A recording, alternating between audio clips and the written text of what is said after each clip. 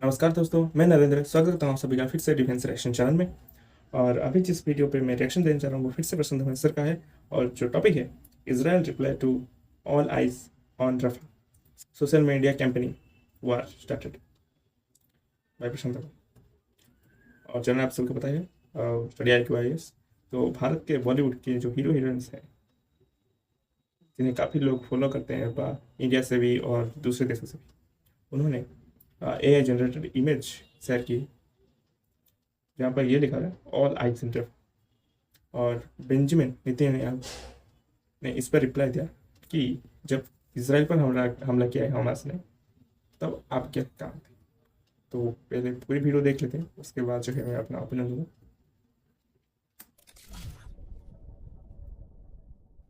नमस्कार and welcome to Study IQ. मैं हूं प्रशांत धवन। देखिए, आज के समय जो जंग है ये ग्राउंड पे तो लड़ी जाती है, मगर साथ ही साथ सोशल मीडिया भी एक फ्रंटियर बन चुका है वॉर का। रिसेंटली आपने देखा होगा, ये ट्रेंड वायरल हो गया था दुनिया भर में, all eyes on Rafah. Now Israel पर ये जो ट्रेंड है थोड़ा सा प्रेशर डाला था। नाउ इसराइल ने इसके रिस्पॉन्स में खुद का एक ट्रेंड शुरू कर दिया है। तुम्हारी आंखें कहां थी, where were your eyes on. ये ऑफ कोर्स यहाँ पर बात कर रहे हैं 7 अक्टूबर की। नाउ सबसे पहले मैं आपको बताता हूं ऑल आईज ऑन रफा ये ट्रेंड शुरू कैसे हुआ और किस तरीके से रिसेंटली इसको लेकर थोड़ी कंट्रोवर्सी आ गई थी। यहाँ पे आप देख पाओगे 28 मई को अचानक से बहुत सारे जो गाजा के फिलिस्तीन के जो पेजेस है, सोशल मीडिया पेजेस, उन्होंने ये आर्टिफिशियल इंटेलिजेंस जनरेटेड इमेज, ये असली इमेज नहीं है, आई होप ये आप देख पा रहे हैं, ये आर्टिफिशियल इंटेलिजेंस जनरेटेड इमेज ये सोशल मीडिया पर शेयर करनी स्टार्ट कर दी।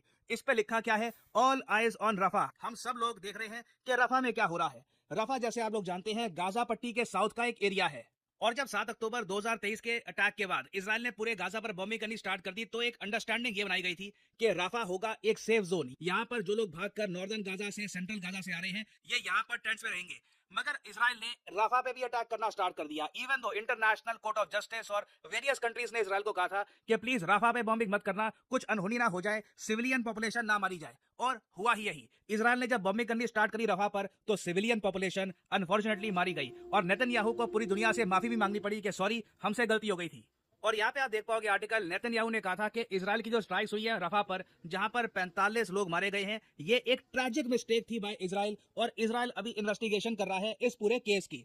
नाउ इसके बाद हमने देखा कि बॉलीवुड में बहुत सारे जो सेलिब्रिटीज हैं, उन्होंने ऑल आइज ऑन रफा की जो ये आर्टिफिशियल इंटेलिजेंस जनरेटेड इमेज है, ये शेयर करनी स्टार्ट कर दी। इधर आप देख पाओगे वरुण धवन और वेरियस और जो एक्ट्रेसेस हैं बॉलीवुड में, सबने यहाँ पर ये ऑल आइज ऑन रफा ये पोस्ट करना स्टार्ट कर दिया। नाउ इंटरेस्टिंग बात यहाँ पर यह है कि इनमें से कई लोगों ने ये जो पोस्ट थी इंस्टाग्राम पे और सोशल मीडिया हैंडल्स पर, ये डिलीट भी कर दी थी।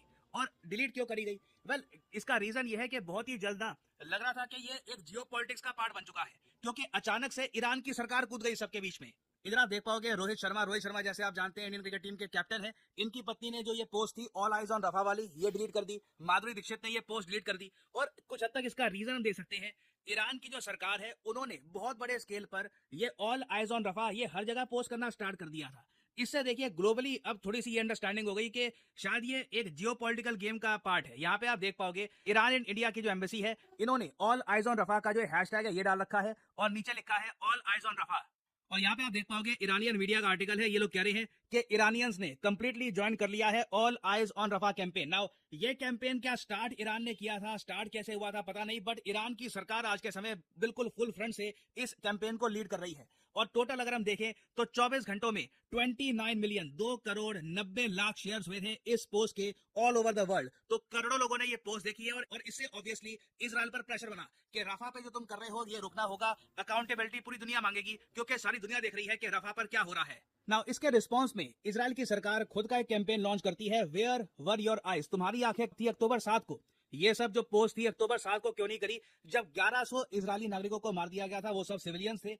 और उसके अलावा आज भी बहुत सारे इजरायली लोग हैं जिन्हें एज हॉस्टेजेस हमास पकड़ के बैठा है, और इन्होंने ये फोटो भी करी है पब्लिश। ये पूरी फोटो मैं दिखा नहीं पाऊंगा आपको अनफॉर्चुनेटली, क्योंकि इसमें एक आतंकवादी है, बच्चे के सामने खड़ा है, नीचे काफी खून वगैरह है। बाकी कई जो और सोशल मीडिया प्लेटफॉर्म्स है वहां पर ये फोटो रिमूव भी कर दी गई थी। बाद में इसराइल ने ये एक अलग से पोस्टर बनाया। यहाँ पे आप देख पाओगे ऊपर रफा जैसा एरिया आपको दिख जाएगा, ठीक है, टेम्परेरी घर बने हुए हैं, लोग हैं बहुत सारे, और नीचे यहाँ पे आप देख पाओगे सुरंगे हैं। इसराइल का यही कहना है कि मेन देखिए इनको अपने जो हॉस्टेजेस है उनकी पड़ी है। अगर हमास इजराइल के जो हॉस्टेजेस है जो नीचे यहाँ पे आप देख पाओगे सुरंगों में है, इनको छोड़ देता है तो इतना अग्रेशन करने की जरूरत भी नहीं है। ये इजराइल का यहाँ पर कहना है। और इधर आप देख पाओगे इजराइल इन इंडिया का जो ट्विटर हैंडल है ये लोग कह रहे हैं knowing the full story is important before making any comments.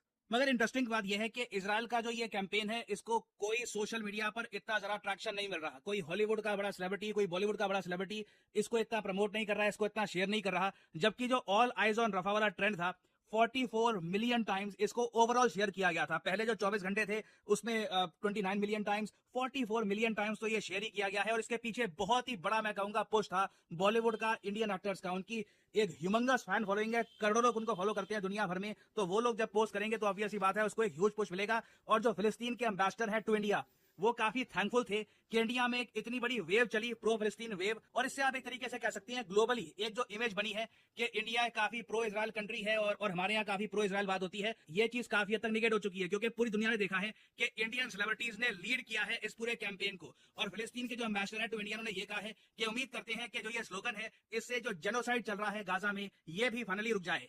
और इस पूरे इंसिडेंट से एक बात हम ये सीख सकते हैं कि सोशल मीडिया में कितनी पावर है।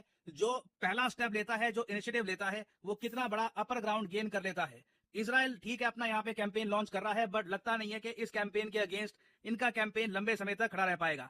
खैर अभी इस टॉपिक से रिलेटेड बहुत डेवलपमेंट्स आएंगी, कुछ और मेजर न्यूज आती है तो मैं बाद में आपके लिए अपडेट्स ले आऊंगा। फाइनली आपसे एक क्वेश्चन पूछूंगा कि वर्ल्ड हंगर डे ये कब ऑब्जर्व किया जाता है। हिंट मैं ये दे सकता हूं कि रिसेंटली ही वर्ल्ड हंगर डे आया था।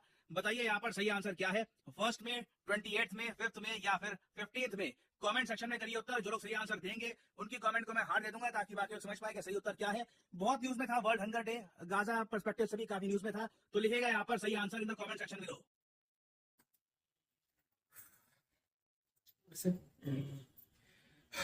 वैसे जो ऑल आइज ऑन रफा वाला पोस्ट है उसमें एक बात अच्छी हुई है कि जो इंडिया का एक नेगेटिव साइड देखा जा रहा था कि इंडिया सिर्फ इजराइल को सपोर्ट करता है, जबकि इंडिया अभी भी न्यूट्रल खड़ा हुआ है।